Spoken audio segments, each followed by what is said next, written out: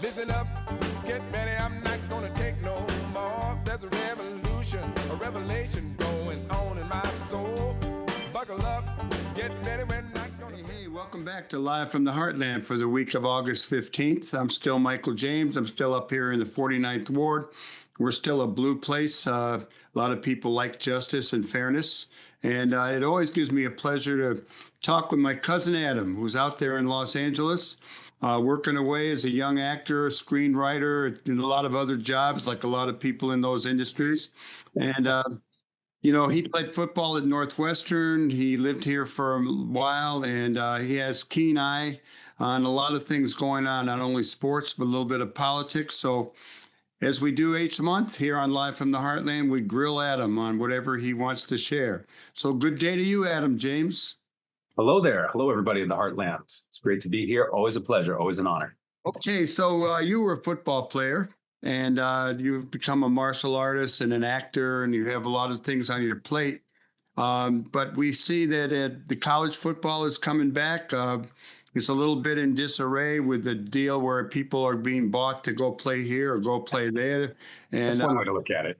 I'd like to hear your thoughts on that. Absolutely. A good thing. I know you were into the players being remunerated, and I'm for that too. Absolutely. I'm not sure if the current system's going to work, but we see that University of Texas is now rated #1 going in over these Big Ten teams. What do you got to say about football? First college and then a little bit on the pros. Well, I love it. That's my first thing to say. I love football. Football's great. It's a great game. It can be, a rough game. It has definitely chewed up and spit out some people through the years. And but it's also been a sport that has given to the community in so many ways. And this is an exciting time of year. Yes, we're in the midst of summer, and we're not playing football right now unless you really play football. Because right now are the summer camps and the preseason games in the NFL. So for those of us that really love the game, this is a really exciting time. And if you really do get excited about football season, this is a time to really dig in and read about your favorite teams, what they're doing, how they're preparing, what the depth chart looks like. If you can, get out and watch some of the teams practice. These summer camps are actually open to the public. Not all of them, most of them are. Your favorite college team, even your favorite high school team. And of course, these NFL teams, it's like a big business now for their practices. You get to go and sit there on the sideline and watch. So again, for those of you who love this sport, this is an exciting time just to go out, watch the coaches drilling the players, seeing the communities come out and high five the players as they walk out to the practice field. This is a time when teams, have a little bit of a, glistening in their eye that everybody can see themselves winning the championship at the end of the year. So let's talk a little Chicago sports teams with football, right? So first of all, I guess we got to bear down and talk about the biggest one in the room, and that's our favorite Chicago Bears, right? How are they looking this year? Well, what do you think, Michael? Let me ask you first. I tell you what's on my agenda about that. There used to be a wonderful racetrack, Arlington, and it was a beautiful place. And the Bears bought it. They tore it down. And they are talking about very seriously all of a sudden about moving there rather than building a new stadium to their liking. I'm going to have a hard time having the passion for them, and they'll still be in Illinois. So they're still like a blue state team. But I don't really like the move to Arlington Heights. So yes, before we talk stadiums, let's talk, 2025 season. And the Chicago Bears team does look like it is aligned for a good season. They have a great young quarterback. He was the Heisman Trophy winner out of USC. He is a really terrific player. He just hasn't had the tools all around him. And now he does. He's got great offensive weapons. He's got a great offensive line. They brought in some free agents. And of course, the key piece of all of this is they hired probably the #1 candidate to be a new head coach in the NFL. His name is Ben Johnson. He was the offense coordinator with the Detroit Lions. So for you Bears fans that don't like the Lions, now you got the Lions ex-coach running your Bears. But, listen, he is a really great coach. And Caleb Williams, the quarterback, should thrive under the direction of the new head coach. So let's see how the Bears do. The other part of all of this is their defense, which everybody who loves the Bears knows that it's all about monsters of the Midway, Big D, and they are a very strong defense. They should have a really good year on that side of the ball as well. So bear down, go Bears. They should have a great year. Now, when it comes to stadiums, it's true. There's a lot of uncertainty, I guess is the right word, right now about the Chicago Bears stadium situation. But there's an exciting and definitely a very positive stadium right now being built just north of the city in Evanston for the other favorite Chicago sports team for football fans, and that's the Northwestern Wildcats. Your team. Yes, sir. So this is an exciting stadium. Listen, let me tell you something. This is a stadium that's being talked about throughout college sports, throughout the world, actually, in regards to sports stadiums, venues. They're building a smaller stadium for the Northwestern Wildcats. A lot of the Big Ten stadiums seat 80,000. And of course, the Big House up there in Michigan and the stadium for the Ohio State Buckeyes, they are monsters, 100,000 plus. But this stadium for Northwestern, they decided to go with a smaller stadium and really up the quality of the experience for the fans. So they built it like a bowl so that the sound effect is more focused and also the viewing angles are ideal. On top of that, the other technical thing that they've done, which is really unique, is they're building it with these large canopies over the top, like the stadiums in Europe for the soccer. These canopies protect the fans during rough weather. They also minimize sound coming out of the stadium so that the community around it is not as affected. And then it also kind of rebounds the sound back into the stadium so that the sound effect is even greater and stronger. So this little stadium is coming up fast. It has another year to go. So this is kind of a funny thing, too, about the Northwestern Wildcats football team is last year and this year again, they're going to be playing their home games next to their practice facility on campus. This little field is actually their lacrosse soccer field, which has been converted to a temporary football venue with some stands. The stands that they've created were built by a company that makes stands for the F1 Formula One races. They're very beautiful, very strong, but they're temporary. They can go up and be brought back down without a lot of impact to the community. So this little stadium is right now being utilized by the Northwestern Wildcats. It's right on the lake. It only seats, I think, 15,000. So it's really small. But for those who are in Chicago, who love college football, this is a unique experience. This year, 2025, go up to Evanston, catch a game on campus at Northwestern and watch the Wildcats play. Whoever it is they're playing that weekend, there's a bunch of great games on campus this year. There was a lot of controversy around them building the new stadium, and it came from the community. But Yes. Clearly they're making efforts to make it simpatico with the community. And the mayor, who had initially been opposed to it, and that guy named Daniel Biss, who's been on this show, he is actually going to run for Congress. He did take some pushback from progressives about his stand on the stadium. Anyhow, that's a little backstory. Yes, and no doubt about it, whenever a stadium is being created in a community, there's always a lot of input. Not all of it is positive. There's people in the community who are impacted in ways that, go beyond just having a football game in town.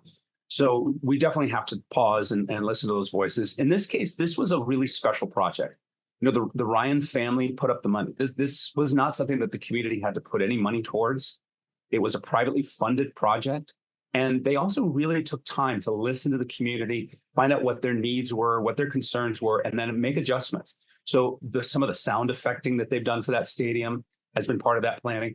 Also, really just embracing the community's needs outside of, a dozen or so football events and other major events each year. They want the stadium to go beyond just this venue for occasional events and really make it something that the entire community can participate with all year round, every day. So they're going to have, areas around the complex that will have various community, things going on, especially during game day. Another thing that is in the news, and it's we're not fans of the current president of the United States, but he's redoing the White House, so to speak, and he wants to have a wrestling event right on the lawn at the White House. What do you got on that, Adam? Well, it's not wrestling. Let's be clear.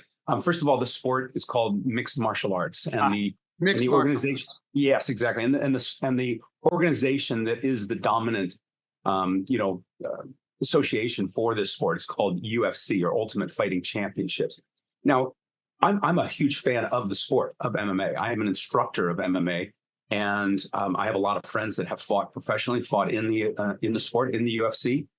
And, it is a great sport. It's grown over the years from something that was, a very base activity, people just fighting. And over the years, it's grown into a legitimate athletic sport, weight classes, proper athletic checks, and Yet this is something that's been a concern for a lot of people about this organization. Now, UFC is kind of like NFL. There's the sport of football, and then there's the league, the National Football League, or baseball. You've got the sport of baseball. It's played all over the world by great players and fans. Here in America, there's one organization, Major League Baseball, that we often will go and see those games. So UFC is like that. It is an organization that organizes fights.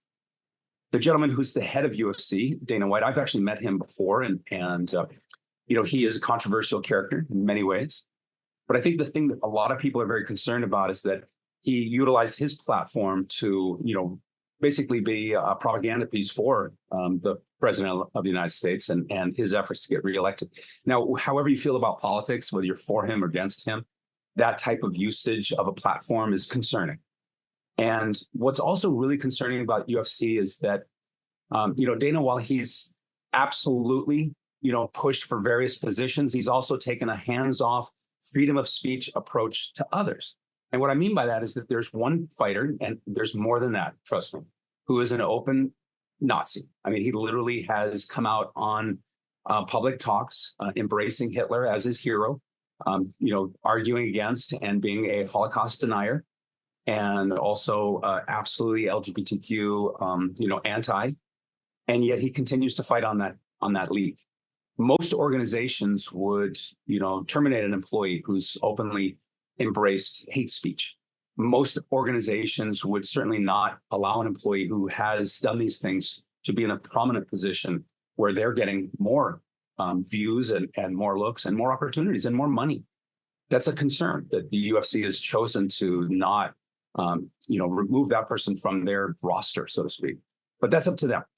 I am, again, a fan of the sport, but not a fan of this upcoming event on the lawn of the White House. One person wrote the other day, they could have had a baseball game on the lawn of the White House back in the early years with Babe Ruth and all those guys, because that was America's sport. They could have had a boxing match on the lawn of the White House with the great Joe Louis and the other great champions of America through the years. They could have done so many things, but you know why they don't? Because the White House is the leader of our country. It is meant to be a place where we are taking on serious problems. There are serious issues in this country right now. And the idea that the president of the United States is going to pause and have a big party for his friend who helped him get reelected, that to me is a concern. I want our country to be strong. And that doesn't sound like something that's going to make us stronger. It sounds like a great big party. Adam, let's take a look at where you're living out there in L.A. In recent times, we've had the president bringing the National Guard and the Marines into L.A. We've got the fires going on in L.A. and the aftermath of the fires. And we have the Olympics coming up with some people starting to question whether the U.S. should be able to host them. Talk a little bit about what's going on in Los Angeles from your perspective. Well, first of all, Los Angeles has oftentimes of late received a lot of negative press. And, I understand because there's serious problems in this country and in this city. But let's be serious. Los Angeles is one of the great cities of the world. This is a beautiful, incredible city with talented, intelligent people doing really important and wonderful things in this world. So Los Angeles has so many great things going on. It's an incredibly diverse city. This is a city that has, so many different people from so many different parts of the world, so many different languages being spoken every day when you walk down the street, so many different amazing foods and cultural experiences happening. So, this town is definitely thriving in so many ways. But we took a big punch. We took a gut punch with that fire recently. It literally destroyed two major areas of our greater city, Pacific Palisades and the Altadena area. So, we're still reeling from that, actually. There's still people who are out of their areas that they've lived their whole lives. They've lost everything, and they're still trying to, recapture that, regain their footing. We also are a city that has been impacted greatly by the new president's policies about immigration. This city has been targeted. It has had troops sent here, and there's been activities that have caused major concerns amongst certain, citizens of our greater community that has caused them to have incredible fear and concern about their well-being, and that's disturbing. There was an ICE apprehension that happened right outside of a high school the other day, and the person who was apprehended was a special needs student who was misidentified but he was grabbed, he was handcuffed, he was detained, all of which happened right in front of the high school, in front of all the other students. And so the high school just flipped out. They just, they didn't know what to do. This is the kind of thing that causes a lockdown. When you have people with guns standing on the doorstep of the school has to go lockdown. Even though these guys were wearing, I guess, badges, they also had masks and they were not identifying themselves. So all this thing caused a lot of consternation. The city continues to do its best under these circumstances. And there are some really big things coming our way in the next few years. The Olympics are going to be here. And as you may know, the President of the United States made the decision to take control of a lot of the Olympic planning. His efforts to plan things have not always gone well, as we all know. He didn't handle probably the biggest issue that happened during his presidency, and that was the COVID pandemic. He just didn't handle it well. Didn't handle it well from a management leadership standpoint. So how he's going to handle this, it'll be interesting to see. But this city could really use a break right now. This is a city, and our country could really use something really positive. And so let's all hope that the Olympics goes well, that it's safe, it's well executed. I've been reading a lot about the plans for Los Angeles and how they're going to be executing this Olympics, and it's really great. Part of the plan is they're going to have multiple locations spread over the city so that there's no deep concentration of people causing some of the logistics to have glitches, so to speak. Instead, they're going to be utilizing some of Los Angeles' iconic sports venues that are already here. So they don't need to build anything new. They're going to update some of those facilities. They're going to be getting them ready for the various sports that they're going to be hosting in these facilities, and they're going to execute it. I have a really good feeling it's going to go tremendously well. Well, that's good to hear, because I did hear Gordon Thompson was on our show a couple of weeks ago, and he had reported on something that was in the San Francisco Chronicle about the Olympics being moved. And I just don't know how, if athletes and tourists from other countries are going to feel safe coming to the United States these days.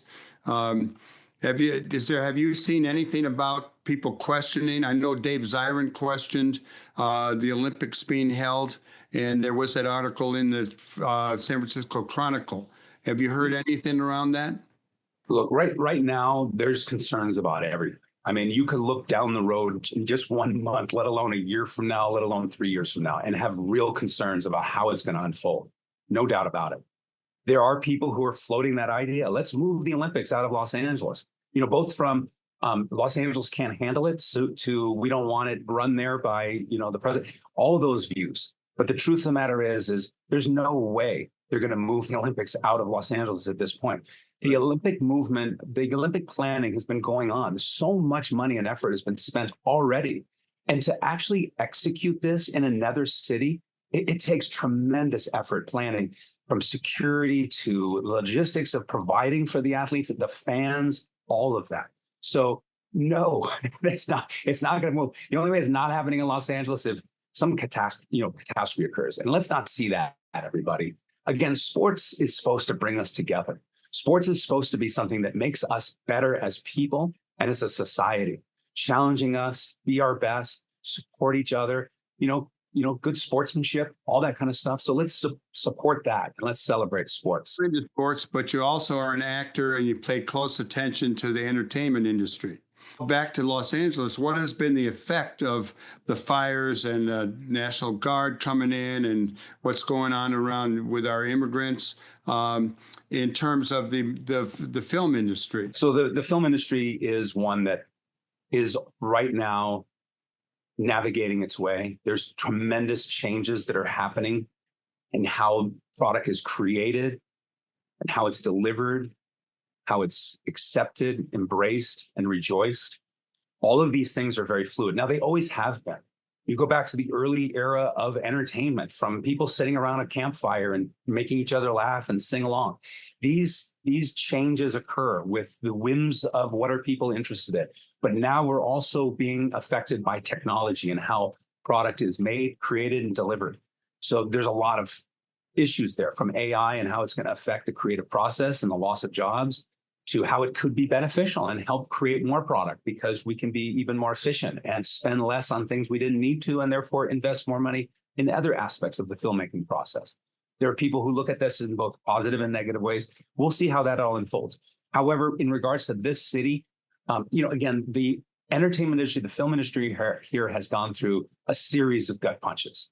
The COVID pandemic definitely hurt the film industry. But right around this time also were three massive strikes that also just put a slowdown, a downshifting, so to speak, of everything that was happening with the engine of Hollywood.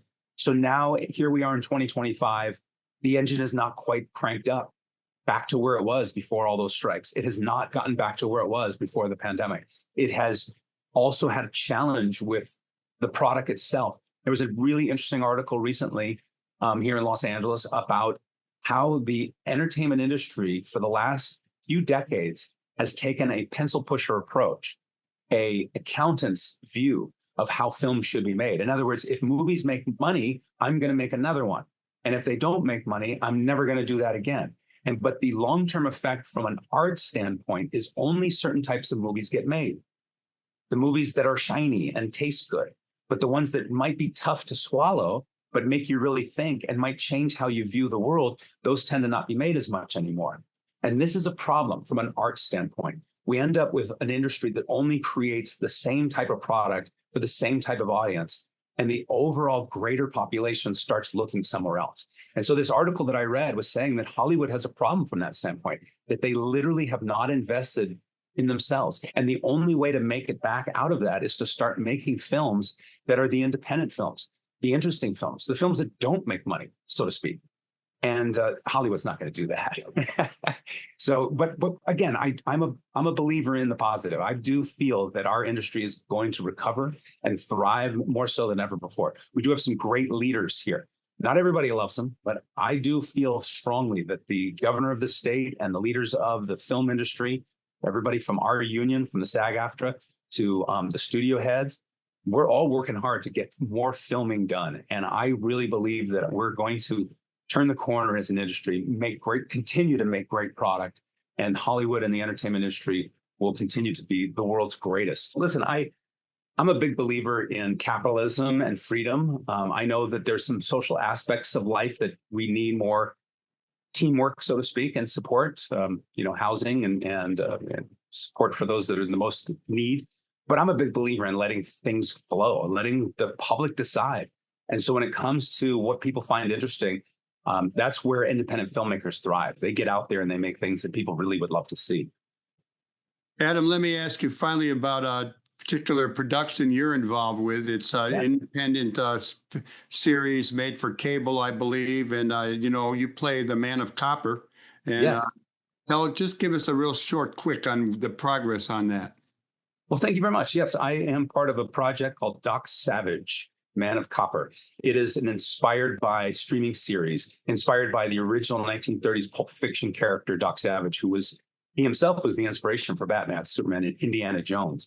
So a producer from Fresno, California, Valleywood LLC, had approached me at a martial arts event called Dragon Fest to play this role. And I was very honored to have the part. It's a small little independent project, speaking of independent. We filmed it in downtown Fresno, along with a community group called the Community Media Access Collaborative. It's basically a little community group that supports filmmaking and the media process. And we were very honored to work with the local Fresno film crews and cast. The show is now streaming on Stash TV. We've got 3 20-minute episodes. It's a lot of fun. It tries to capture some of that spirit of the early radio, a little bit of the early Pulp Fiction and comic books. So we try to bring a little bit of that feel to life here. And we're hoping that people like it and want us to do a season 2. And I'm, of course, excited about opportunities to work with you again and with Hal and all the filmmakers that I know. Again, Hollywood is thriving in so many ways. We're just getting our legs back underneath us. And we're looking forward to some great things in 2025 and 2026 and beyond. Right on, Adam. Thanks a lot.